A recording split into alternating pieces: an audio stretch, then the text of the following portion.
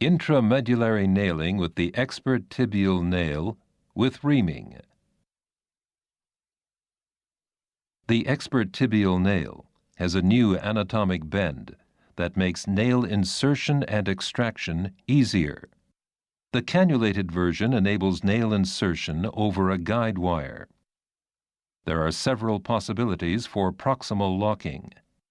3 of these locking options use cancellous bone locking screws to improve stabilization of the proximal fragment.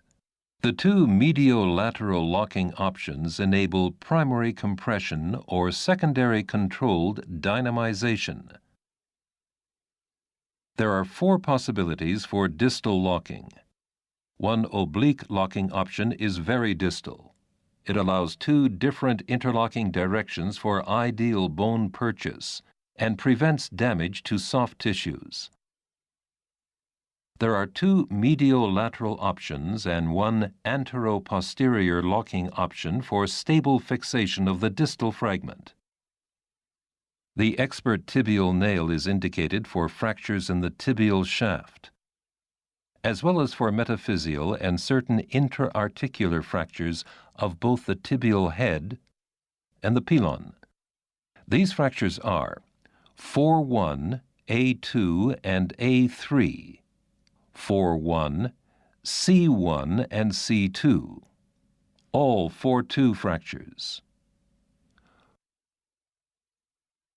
4-3, A1, A2, and A3, 4-3, C1, and C2, and combinations of these fractures.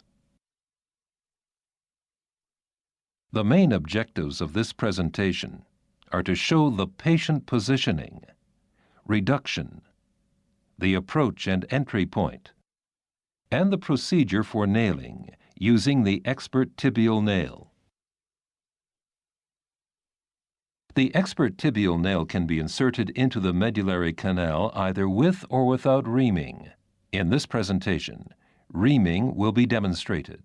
The nail will be inserted over the guide wire. Shaft fractures will be introduced.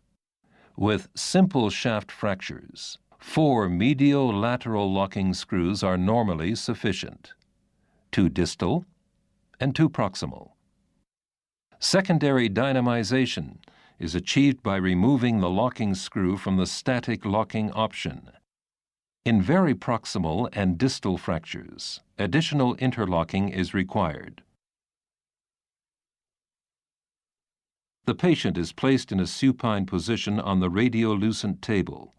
The knee of the injured leg has to be able to be flexed at least 90 degrees to 100 degrees.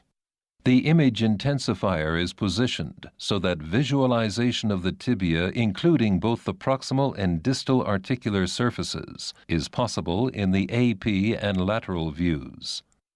A leg holder may be used to help for reduction, surgical approach, and insertion of the nail. The knee roller has always to be placed under the lower thigh to avoid neurovascular compromise in the popliteal fossa. The closed reduction is performed manually using axial traction under image intensification. The reduction can be temporarily fixed with reduction clamps. The required nail length must be determined after reduction of the fracture. The image intensifier is positioned for an AP or lateral X-ray of the proximal tibia. Using long forceps, the radiographic ruler is held parallel to the tibia on the lateral side of the lower leg. The ruler is placed so that its distal end is level with the required nail insertion point. The skin is marked on the lateral side. The image intensifier is moved towards the distal end of the tibia. The proximal end of the radiographic ruler is aligned with the skin marking, and an X-ray of the distal tibia is taken. The reduction is verified, and the required nail length is read from the radiographic ruler as it appears in the X-ray. The image intensifier and radiographic ruler are also used to establish the appropriate diameter of the nail. The entry point is decisive for the position of the expert tibial nail in the medullary canal. This position is most important for correct fragment alignment of proximal and distal metaphyseal fractures. In the AP view, the entry point is in line with the axis of the medullary canal and with the lateral tubercle of the intercondylar eminence. In the lateral view, the entry point is at the ventral edge of the tibial plateau and in line with the medullary canal.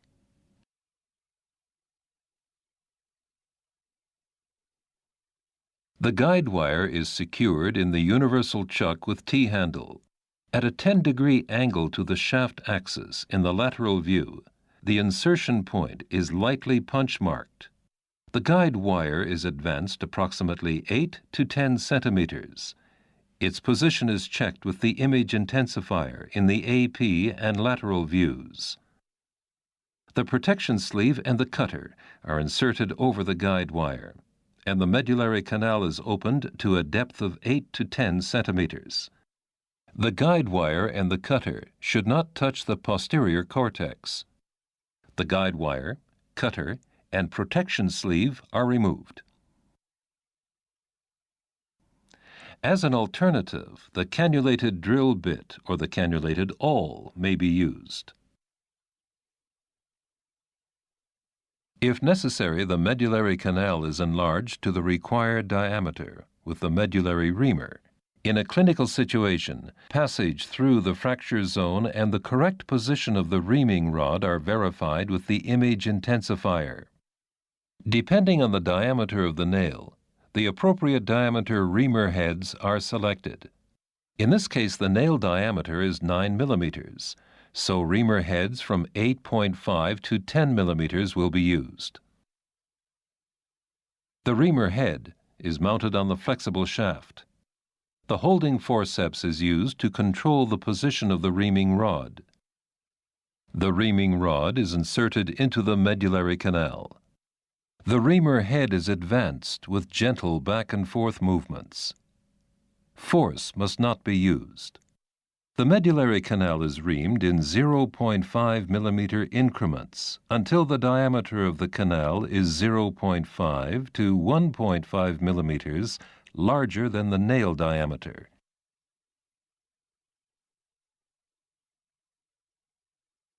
The insertion handle is directed anteriorly, and the tongue of the handle is matched to the notch in the nail. The connecting screw is placed through the insertion handle and is threaded into the nail using the hexagonal screwdriver with spherical head. With the insertion handle, the nail is introduced into the medullary canal. Slight rotational movements can help the insertion. The passage of the nail across the fracture is monitored with the image intensifier in 2 planes to avoid malalignment and additional iatrogenic fractures. If necessary, light hammer blows may be used. The connector is secured to the insertion handle. The hammer is used in the fixed mode. If more insertion force is necessary, the hammer guide is attached to the connector, and the hammer is used in the sliding mode. The final position of the nail is verified in the AP and lateral views, with the guide wire placed in the aiming arm as shown here. The insertion handle is marked in 5 millimeter increments, which correspond to the extensions of the end caps. This feature can be used for over-insertion of the nail or for correcting the nail length. If primary compression or secondary dynamization is planned, it's recommended to over-insert the nail up to 7 millimeters, which corresponds to the maximum distance between the positions in static and dynamic modes.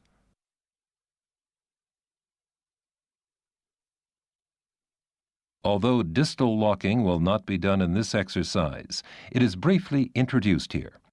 The final nail position is checked with the image intensifier in the AP and lateral views.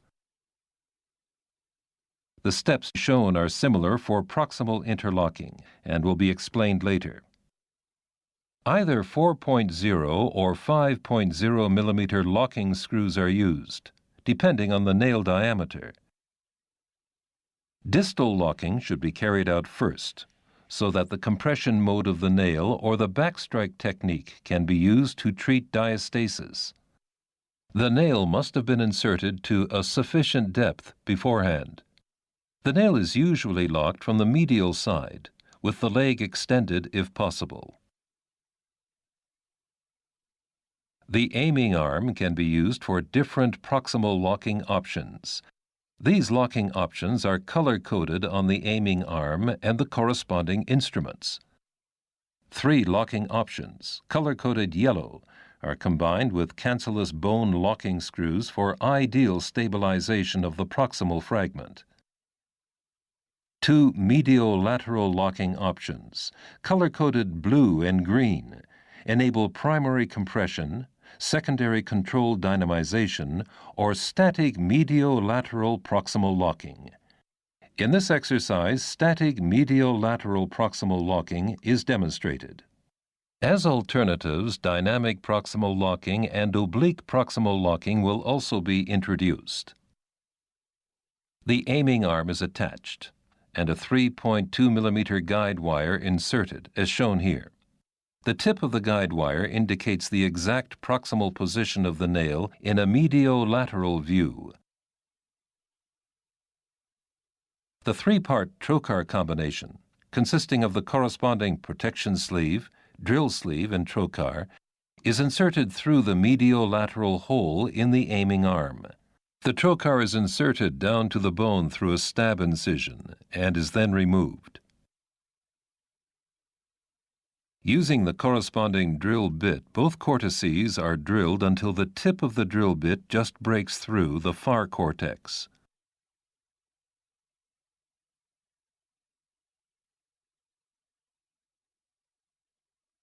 The drill sleeve is pressed firmly against the near cortex, and the measurement is read from the calibrated drill bit. This measurement corresponds to the appropriate length of the locking screw. The drill bit and the drill sleeve are removed. As an alternative, the length of the screw can be read from the depth gauge for locking screws. The measurement is read from the shaft of the depth gauge. It corresponds to the appropriate length of the locking screw. A locking screw is inserted with the star drive screwdriver through the protection sleeve until the head of the locking screw lies against the near cortex. The tip of the locking screw should not project more than 2 millimeters beyond the far cortex. These steps are repeated for the second locking screw, as shown here.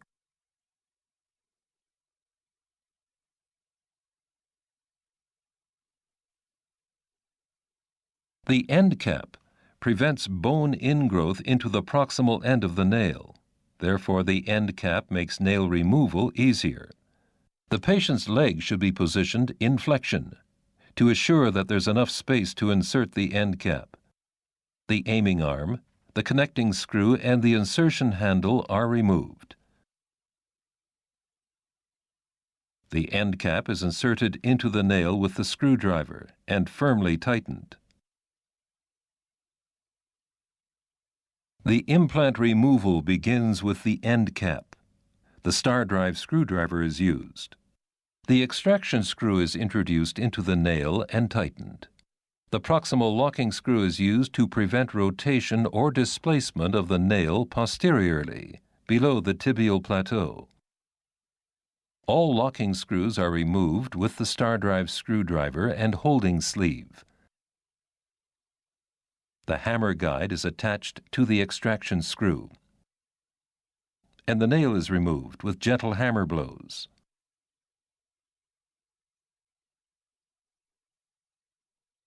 This presentation has demonstrated the main steps for intramedullary nailing with the expert tibial nail. These steps are patient positioning, reduction, the approach and entry point, and the nailing procedure itself. Alternative A, dynamic proximal locking, primary compression. The following instruments are needed: the protection sleeve, the drill sleeve with blue and yellow markings, the trocar with blue and yellow markings, the compression screw, and the calibrated 3.2 mm drill bit with blue and yellow markings. In cases of diastasis, compression of the fracture gap may be necessary. The expert tibial nail allows a maximum compression of 7 mm. Two mediolateral locking options enable primary compression or secondary controlled dynamization.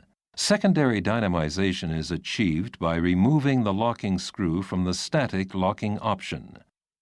To enable primary compression, the compression screw is inserted into the connecting screw until the compression screw comes in contact with the locking screw. Each complete turn of the compression screw corresponds to compression of 1 mm. At this point of the procedure, the expert tibial nail has been locked distally, and one proximal locking screw has been introduced in the dynamic locking option marked Dynam. This type of locking procedure does not allow secondary dynamization of the expert tibial nail. The fracture gap is continuously checked before, during, and after the compression procedure. The second proximal locking screw is introduced into the most distal hole of the proximal locking options, marked Stat 1. The compression screw is removed with the screwdriver. Alternative B, oblique proximal locking. The instruments needed are the aiming arm, whose yellow guide holes will be used, the protection sleeve, the drill sleeve with blue and yellow markings, and the calibrated 3.2 mm drill bit with blue and yellow markings. The proximal nail position is checked. The three-part trocar combination is inserted through the hole for oblique locking options in the aiming arm. One drill bit is inserted through the corresponding guide hole of the aiming arm. The image intensifier is positioned in the lateral view and adjusted until the drill bit and the protection sleeve are perfectly aligned, as demonstrated here on the artificial bone. The view obtained when the drill bit and the protection sleeve are perfectly aligned is exactly perpendicular to the plane formed by the nail and the insertion handle. Therefore, it shows the precise position of the proximal cancellous bone locking screw. The calibrated drill bit is inserted, and the near cortex is drilled. Drilling continues, and the penetration of the drill bit through the cancellous bone on the tibial head is controlled with the image intensifier. The longest possible screw should be chosen. The drill bit must not perforate the far cortex. The tibial plateau must not be damaged. The drill sleeve is pressed firmly against the near cortex, and the measurement is read from the calibrated drill bit. The measurement corresponds to the appropriate length for the cancellous bone locking screw. If in doubt, a shorter screw is selected. A cancellous bone locking screw of the appropriate length is inserted through the protection sleeve. These steps are repeated for the other cancellous bone locking screws.